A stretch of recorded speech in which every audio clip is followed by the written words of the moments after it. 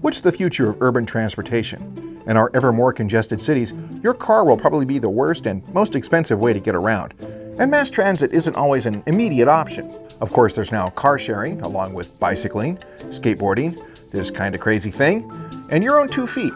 But for decades, one of the quickest ways to get around an urban grid, and cover a lot of ground quickly in general, has been with a scooter or a motorcycle.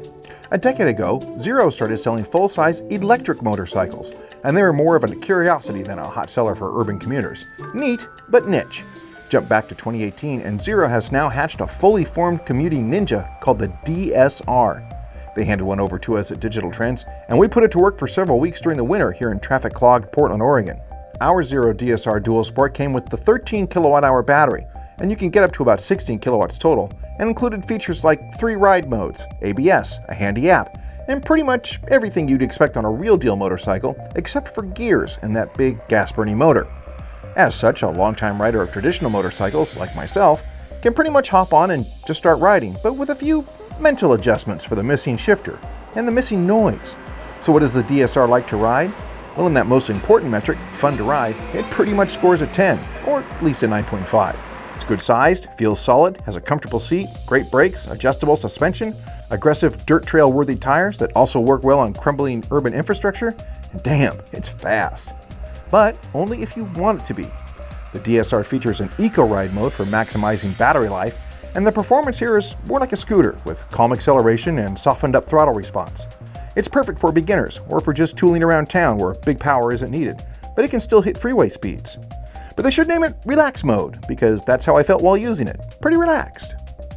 Now, Sport Mode is just the opposite. It basically turns the DSR's performance capabilities up to 11, and you'd best be holding on when the throttle gets twisted, since the air-cooled electric motor will unleash pretty much all of its 116 foot-pounds of torque and nearly 80 horsepower right from 0 RPM. And since there are no gears, the DSR just keeps on going faster and faster and faster, which can get you into trouble kind of quick in the city. Don't ask me how I know this. But out on the open road, triple-digit speeds can arrive in a hurry.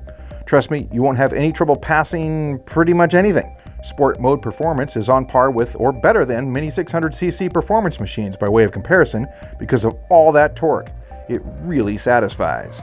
Between Eco and Sport Mode is Custom Mode, and you use the well-designed Zero app to set up your own performance parameters, as well as keep tabs on things like charging and other data bits. I set up Custom Mode to be quicker than Eco Mode, but not as battery draining as Sport Mode, and I usually left it in Custom Mode most of the time. It would actually be nice if users could set more than one custom mode setup, such as one just for dirt riding and so on. This is an electric motorcycle after all, so there's that range thing to think about. Eco Mode got me about 100 miles of distance between needing to plug it in again, while Sport and Custom Mode didn't go quite that far because the fun factor eats up more juice, just like with a gasoline engine. But on average, while riding, say, enthusiastically, I got between 80 and 90 miles per charge. But just plug it in and the DSR will be charged up again in a few hours, or you can at least get some decent range in the tank, as it were, in less time. The small included 120 volt charger plugs into any wall outlet just like a toaster. You can stow it, and a lot of other stuff, in this handy storage cubby that's located where a gas tank would normally be. If you get the optional quick charger, you do lose this little convenient cubby though. And frankly, I'd rather have that handy storage bin, which as you can see, I used a lot. Electric motorcycles are still not quite ready for long-distance riding adventures unless you're really patient.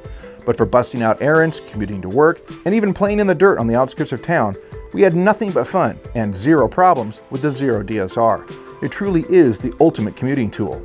And yes, it is expensive up front at about $17,000, depending on how you option it up. And that is before any state and federal tax incentives or refunds. And while that is a lot of coin to drop on a bike that won't cross the country on a single charge, that really isn't the DSR's mission anyway. This is a solid fun machine with breathtaking acceleration, a slim, almost mountain bike-like profile, and you never ever have to tune it up, change the oil, adjust the valves, or put a single drop of gas in it. In time, those expenses really add up. So think of the DSR as a long-term investment that will save you cash down the line, especially if you can charge it up for free at work or for very low cost at a public charger.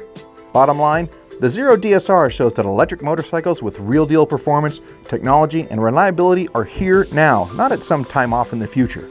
How do I know? Because I look forward to riding it each and every day, and that's the most important feature of all.